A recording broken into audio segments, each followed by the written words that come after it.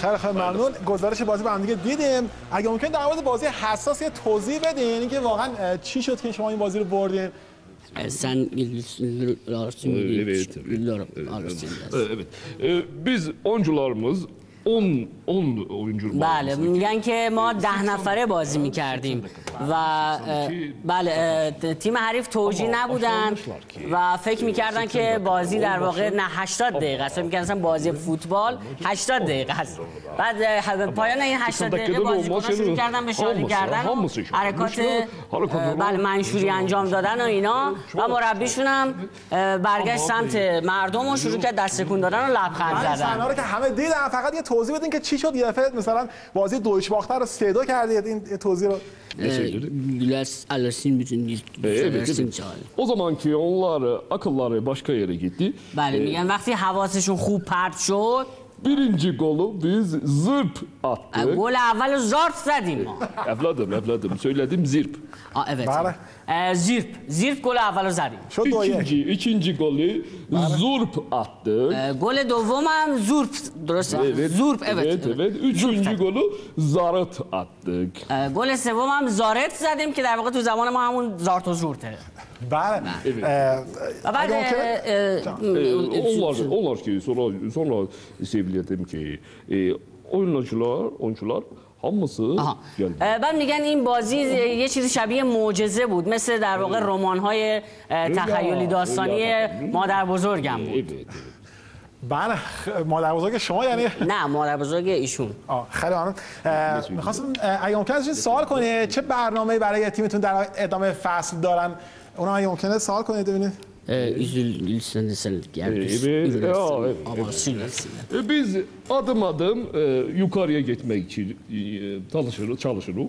بله میگن که ما قراره که توی جدول هی بالاتر و بالاتر میریم و پله پله میریم بالا. البته گاهی اوقات پایین هم میایم ولی خب همش میریم بالا پایین بالا. بله.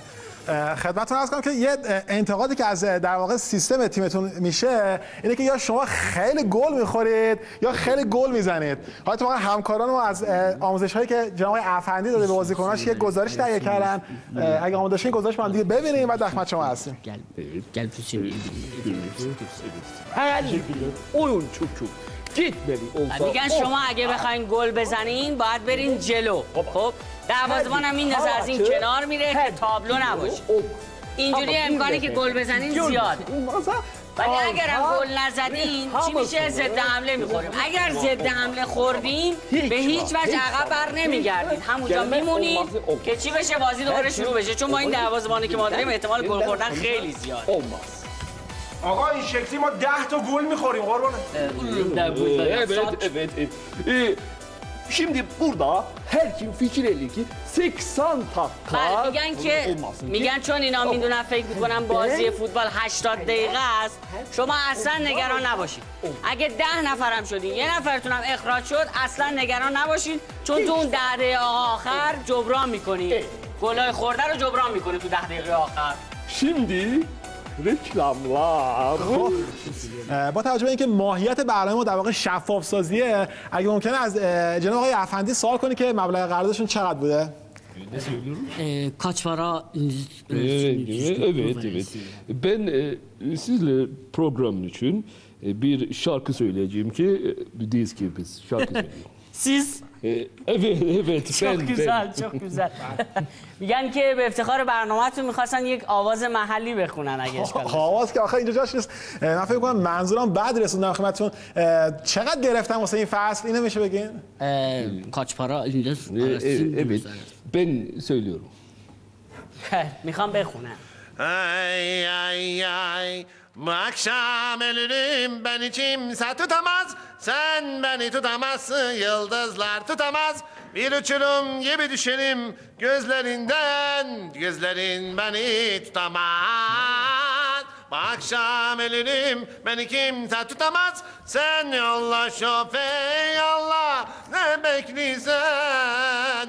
Rüzgarlarda namenliden. Kimlere kaldı dünya, dolup boşaldı dünya. Dünya. Kimlere kaldı dünya, dolup boşaldı dünya. görüyoruz. Bir program görüyoruz. Bir program görüyoruz. Bir program görüyoruz.